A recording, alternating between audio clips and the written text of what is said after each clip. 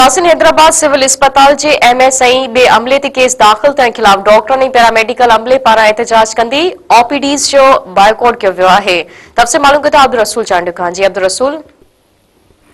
जी हाँ बिल्कुल, सिविल अस्पताल हैदराबाद के MS डॉक्टर अली अकबर डाहरी संदस अमले खिलाफ केस दाखिल करण ते पैरामेडिकल स्टाफ पैरामेडिकल अगवाणन तरफां एहतजाज के सिलसिले में मुख्तलिफ जेके वार्ड हैं थोड़े OPDs जो पिण बाइकाट कयो वियो आहे। मैं तव्हांखे ॿुधाईंदो वञा त काल राति देर सां मेडिकल सुप्रिंटेंडेंट सिविल अस्पताल हैदराबाद अली अकबर डाहरी ऐं संदसि अमले खिलाफ एडवोकेट आमिर ज़रदारी तरफां केस दाख़िल करायो वियो, जंहिंमें ॼाणायो वियो त हुनजो जेको पुटु आहे उन डेंगू वायरस में पखिड़िजण सबबि हुनखे सिविल अस्पताल हैदराबाद में दाख़िल कयो वियो, जंहिंमें हुनखे मुकमल तौर ते तिबी इमदाद फराहम न थियो, जंहिंखां पोइ हुनजो जेको पुटु आहे उहो फोत थी वियो। जॾहिं त जेको केस दाख़िल कयो वियो हुन में 152 जा कलम लॻाया विया आहिनि। जॾहिं त केस दाख़िल करण खिलाफ अॼु सिविल अस्पताल हैदराबाद में मुख़्तलिफ़ जेको अमलो आहे उन्होंने OPDs जो बाइकाट कयो आहे।